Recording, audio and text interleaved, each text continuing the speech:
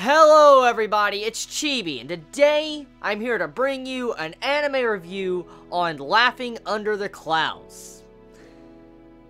I cannot believe I completely just looked over this series. I cannot believe myself right now. I seriously cannot believe what I did this season. I did not watch this series episode by episode. It really, really makes me upset to know I was going to skip this series. It really, really does. Because the journey of these past episodes has been so fucking fun. It has really, really been fun. To this point, to this very point of this latest episode. It's just been so fun watching.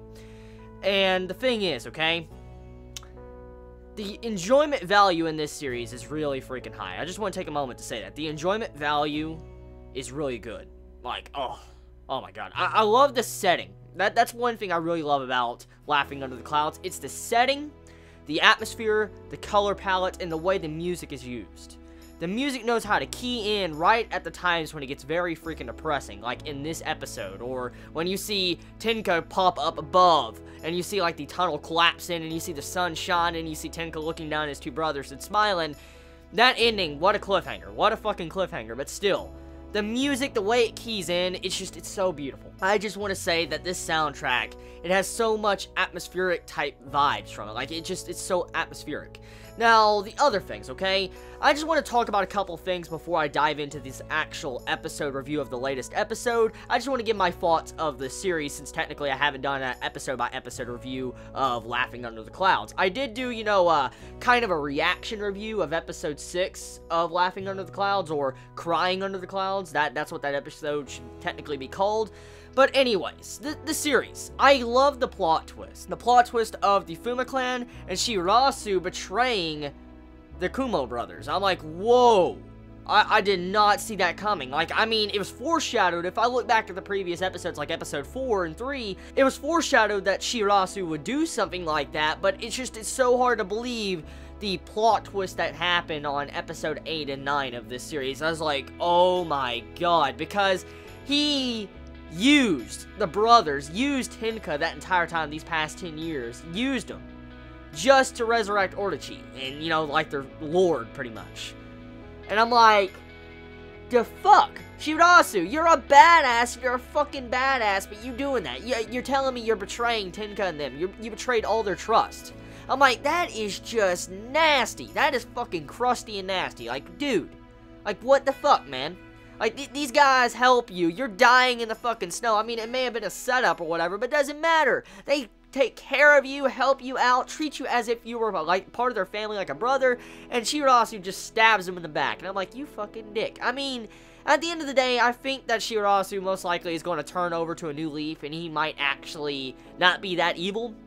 I'm willing to bet Shirasu is not that evil, but at the moment, depending on how it goes in the final episode next week, it's just, like, damn it, dude. Like, why the fuck would you do that? Like, interesting plot twist, though, but the plot twist is freaking amazing. I will clap for that, because I did not see that plot twist coming. I did not see that coming at all. I did not see Soromaru becoming the Orochi vessel. I did not see that coming at all. When that happened, I'm like, dude, that's fucked up, man. Like, Tenka dies, episode 6, and I'm like, that's sad. It was really sad what happened at episode 6. You know, he was, you know, Orochi's vessel, as we heard in episode 6. He had to die because, you know, Orochi would be resurrected.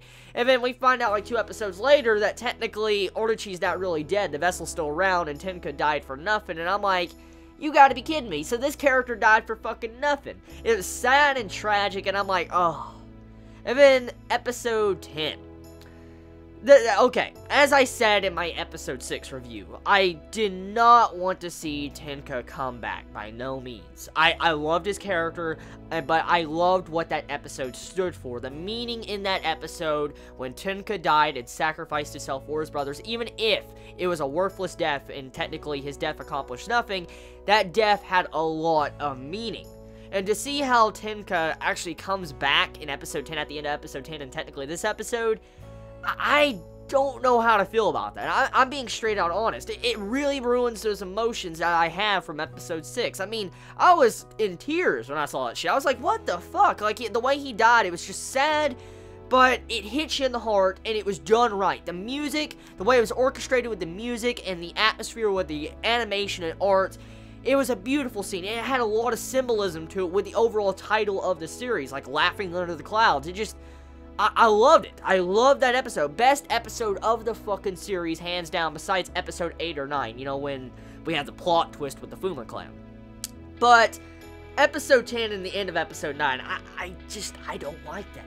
I don't like Tenka being back at all. I don't. I mean, I understand he was, you know, being experimented on. He was an artificial vessel of Orochi. I can agree with that. I'm fine. I'm fine with that. I'm fine with him being an experiment, a test subject, stuff like that.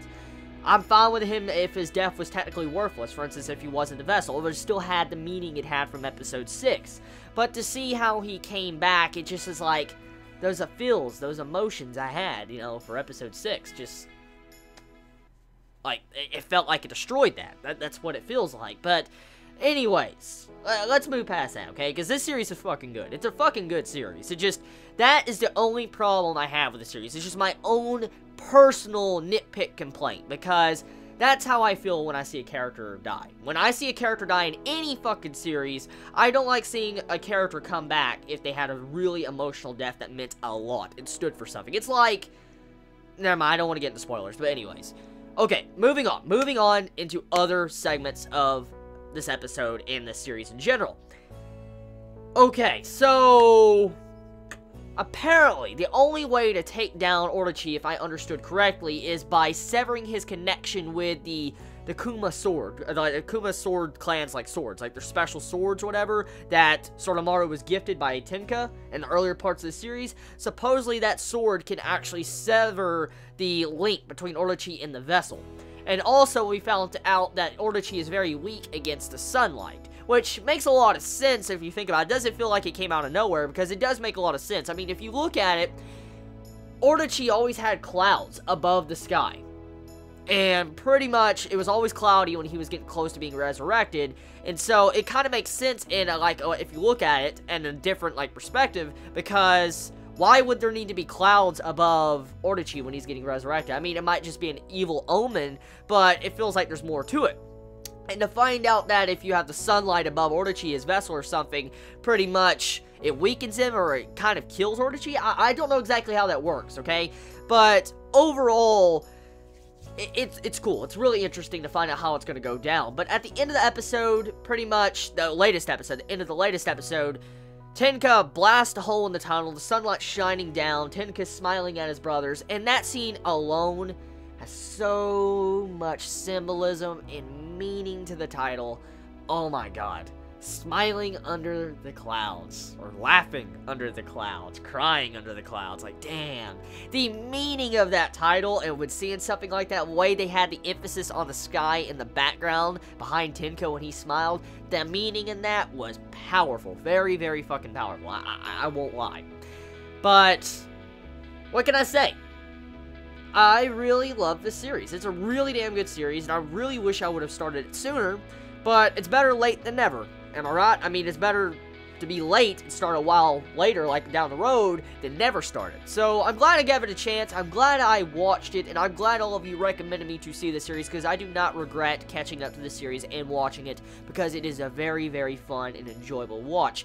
Now, next week, I will give my final conclusive thoughts on the series and talk about it, but I'm going to end the review here now. Tell me your thoughts in the comments below, how you felt about Laughing Under the Clouds. Did you enjoy the ride so far? I mean, how do you feel about Tenka technically being alive? Let me know in the comments below. I love y'all so much. You have a wonderful day or night wherever you live. Please be safe. Chibi out.